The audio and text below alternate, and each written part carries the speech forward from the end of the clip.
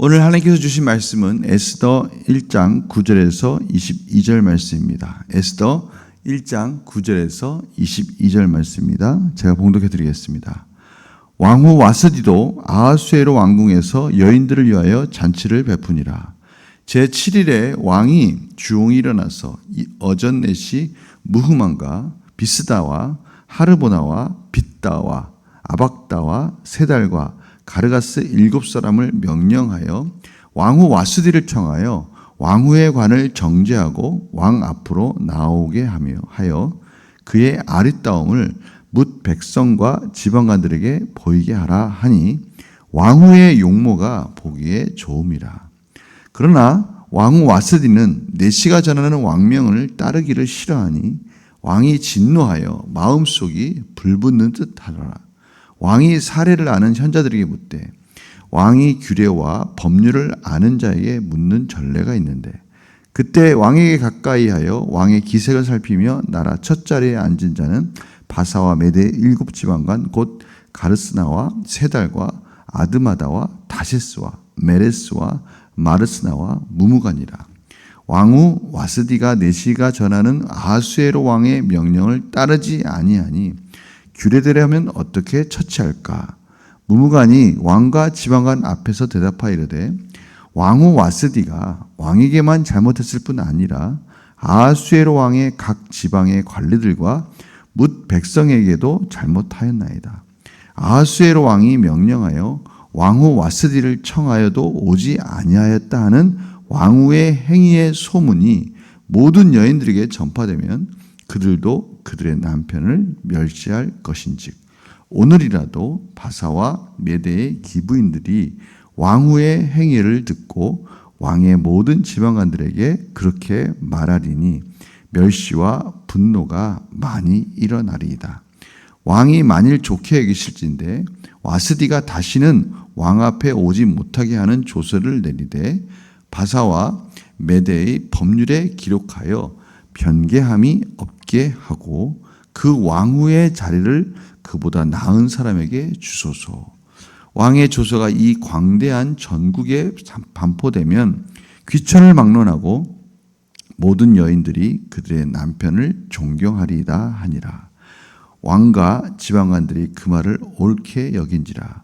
왕이 무무간의 말대로 행하여 각 지방 각 백성의 문자와 언어로 모든 지방에 조서를 내려 이르기를 남편이 자기의 집을 주관하게 하고 자기 민족의 언어로 말하게 하라 하였더라. 아멘. 오늘 본문을 보니까요, 무슨 생각이 드십니까? 막강한 권력을 가진 아하수에로 왕이 나옵니다. 그리고 왕후 와스디가 나옵니다. 그런데 참 모든 권력을 다 가진 막강한 힘을 가지고 대제국을 통치하는 그 왕의 자리에서 그가 그 모든 것을 다 가진들 자신의 감정 하나 컨트롤할 수 없는 그런 왕이 되었으니 그게 무슨 의미가 있는가라는 그런 질문이 나오지 않습니까? 누구도 감히 그 자리를 넘볼 수 없고 누구도 그 왕의 말에 뭐라고 토를 달 수 없는 그러한 자리에 있습니다. 그런데 그가 하는 일이 뭔가? 자신의 감정적인 그러한 것들을 표출해서 법을 만들고 왕후를 폐위시키고 자신이 통치하는 모든 나라까지 다 그 법을 만들어서 가정 가운데 위기를 만드는 그러한 역할을 하는 그 정도의 실력밖에 없다라는 것을 저희들이 보게 되는 것이죠. 이것이 하나님을 경외하지 않는 자의 모습인 겁니다. 무슨 권력과 힘을 가진들 뭐합니까? 스스로의 감정조차 통제하지 못하고 천하를 다스리면 뭐합니까? 자신의 자존심 그거 하나 신중하게 컨트롤하지 못해서 그것 때문에 한 여인을 비참하게 만들고 가정을 위기에 빠뜨리는 이러한 무분별한 짓을 하는 그런 한 사람에 불과하다라는 것을 저희들이 보게 되는 것이죠.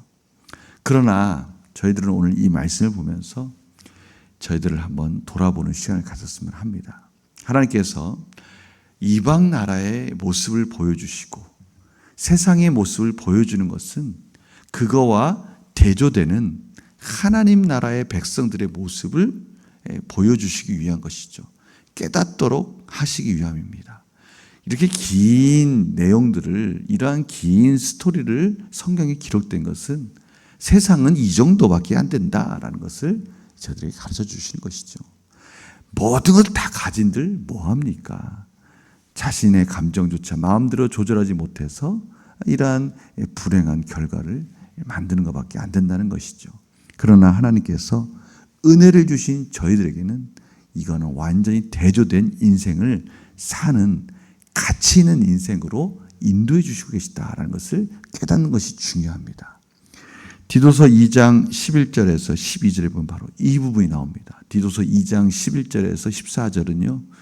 11절에서 12절, 14절에는 13절에는 얼마나 복스러운 하나님의 은혜가 있는 자들에게 얼마나 놀라우신 은혜를 주셨는지를 보여주시면서 14절에 그래서 우리가 해야 될 일들을 가르쳐주는 아주 중요한 말씀이죠.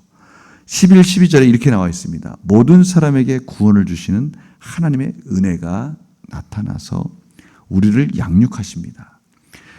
경건하지 않은 것과 이 세상 정욕을 다 버리고, 오늘 바로 이 모습이 바로 경건하지 않은 모습이에요. 자신이 왕인 줄 알고 착각하고 있는 겁니다.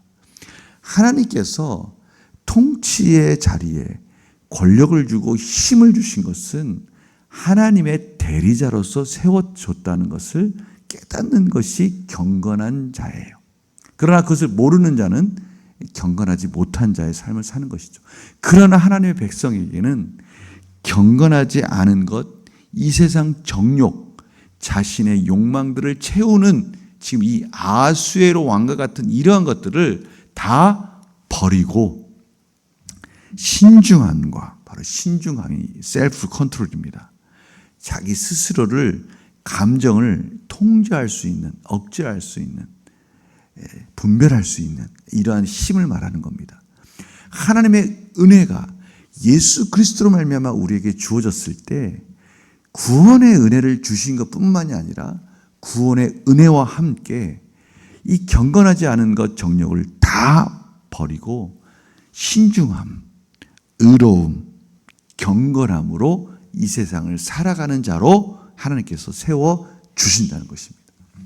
이것이 얼마나 놀라운 은혜입니까? 오늘 이 아하수에로 왕을 보면서 이러한 인생을 대조적으로 저희들은 완전히 다른 하나님을 경외함으로 말미암아 하나님이 맡겨주신 사명이 무엇이고 하나님의 자녀로서 신중하고 경건하고 의로운 삶이 무엇인지를 분별하면서 사는 자로 저희들을 불러주셨다라는 것입니다. 이것을 깨닫는 저희들의 복된 삶이 되기를 하나님은 지금 원하고 계시는 거예요.